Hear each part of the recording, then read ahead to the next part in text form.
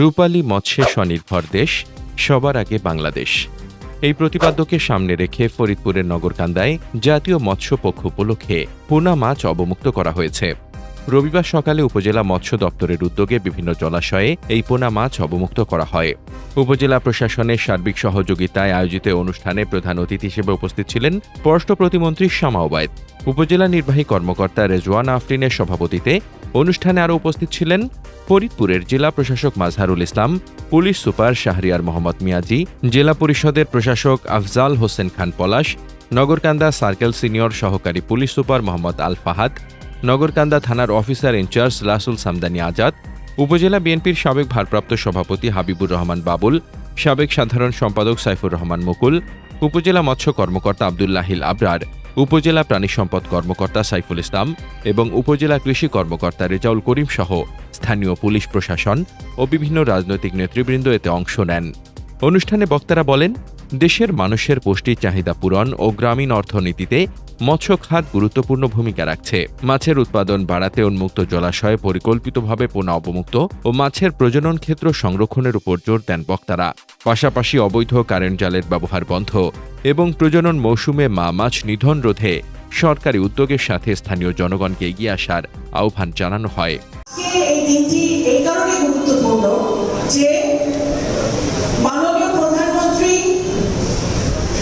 যোগ্য বাবার যোগ্য সন্তান হিসেবে বুঝতে পেরেছেন যে আমাদের মৎস্য চাষীদের পাশে যদি দাঁড়াতে হয়, এটাকে সর্বাধিক গুরুত্ব দিয়ে 64টা জেলায় প্রত্যেকটি উপজেলায় এই কর্মসূচি উদ্বোধন করতে হবে, পালন করতে হবে, মৎস্য চাষীদেরকে গুরুত্ব দিতে হবে এবং মৎস্যজীবীরা কিভাবে আরো বেশি করে মৎস্য উৎপাদনের মাধ্যমে এটাকে একটা সফল একটা ব্যবসা হিসেবে পরিণত করতে পারে, সেই দিকেও আমাদের লক্ষ্য করতে হবে। সেই কারণেই কিন্তু আজকে সারা বাংলাদেশে এই কর্মসূচি পালিত হচ্ছে।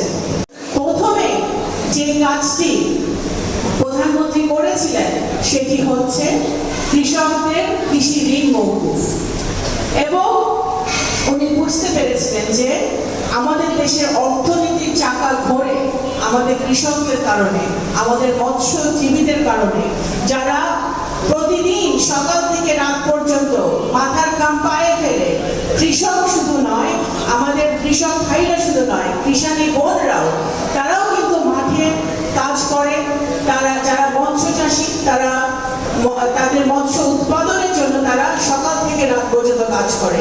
এই চরম সত্যটা অনুধাবন করতে পেরেছিলেন বলে সর্বাধিক গুরুত্ব দিয়েছেন আমাদের তৃণমূলে আমাদের কৃষক এবং মৎস্য চাষী ভাইদের উপরে। নগরকান্দা সালটার প্রেক্ষাপটে এবং ফরিদপুরের প্রেক্ষাপটে আমি বলতে চাই যে অবশ্যই আমাদের অনেক সুযোগ আছে, যে সুযোগের সদ্ব্যবহার গত 17-18 বছরে আমরা করতে পারি না। আমি আজকে এতটুকু বলতে চাই, যারা আপনারা মৎস্য চাষ করছেন বা এটাকে একটা জীবিকা হিসেবে আপনারা নিয়েছেন, এই জীবিকা যেন আপনারা ভালোভাবে নির্বাহ করতে পারেন এবং মৎস্য ব্যবসায়ীরা যেন ভালোভাবে এই ব্যবসাটা করতে পারে, সেই জন্য অবশ্যই আমরা আমাদের মৎস্য চাষী এবং মৎস্য ব্যবসায়ীদের পাশে দাঁড়াতে হবে। আমাদের নদী নালা খাল খননগুলো আরো বেশি আমাদের এই উপযোগী করতে হবে, যাতে আমরা আজকে যে কাজটি করলাম, মাছের পোনা ছেড়ে বা মাছ আমরা পানিতে ছেড়ে, সেই কাজটা আমরা যেন আমাদের কৃষক ভাইরা, মৎস্য চাষী ভাইরা যেন ঠিক মতো করতে পারে, সেই জন্য সঠিকভাবে তাদের পাশে থাকতে হবে। আমি মনে করি, আমি বিশ্বাস করি যে সরকারের এই উদ্যোগ যেটা আমরা গ্রহণ করেছি, এই উদ্যোগ অব্যাহত থাকবে এবং আমাদের এখানে যারা কর্মকর্তারা আছে তাদেরকে আমি অনুরোধ করবো যে আপনারা সর্বশক্তি দিয়ে আমাদের মৎস্য চাষীদের পাশে থাকবেন। মৎস্য পক্ষ শুরু হচ্ছে পুরো বাংলাদেশে, তারই ধারাবাহিকতায় আমরা এই উপজেলার সমাবেত হয়েছি। আমরা উপজেলা মৎস্য কর্মকর্তা যে রিপোর্টে আমি দেখলাম, সেখানে আমরা দেখতে পাচ্ছি নগরকান্দা একটি সারপ্লাস উপজেলা মৎস্যের দিক দিয়ে, অর্থাৎ এই উপজেলার উৎপাদিত মৎস্য কিছুটা সারপ্লাস বা বেশি থাকে, চাহিদা বাংলাদেশ একটি নদীমাতৃক দেশ। পৃথিবীর যে কোনো দেশের সাথে যদি আমরা তুলনা করি, আপনারা দেখবেন যে বাংলাদেশের যে ভৌগোলিক বৈচিত্র্য, সেখানে নদী অত্যন্ত তাৎপর্যপূর্ণ। যেহেতু নদী অনেক বেশি, এখানে আমাদের মৎস্যের একটি ন্যাচারাল অভয়ারণ্য রয়েছে। আমি পরিসংখ্যান ঘেটে দেখলাম যে আমাদের নগরকান্দা যদিও মৎস্যের ক্ষেত্রে উদ্বৃত্ত যে পরিমাণ চাহিদা আছে তার থেকে বেশি উৎপাদন করে, কিন্তু সেই ক্ষেত্রে আমাদেরকে মানে কমপ্লেসেন্ট হওয়ার কোনো সুযোগ নাই। আমাদের আরো অনেক বেশি স্কোপ আছে এই নগরকান্দায়, যেহেতু কুমার নদ থেকে শুরু করে অনেক খাল বিল আছে এবং নিচু জলাশয় আছে। আমাদের মৎস্য সম্পদে এগিয়ে যাওয়ার নগরকান্দা উপজেলায় কিন্তু অনেক বড় একটা সুযোগ আছে। সেই ক্ষেত্রে এরকম অপ্রচলিত যে মাছগুলি আমরা সেই বিদেশে রপ্তানির কিন্তু অনেক বড় একটা সুযোগ আছে, সেটা নগরকান্দাবাসী অবশ্যই নিতে পারে। নগরকান্দার সালতান ছিল, বর্তমানে নাই।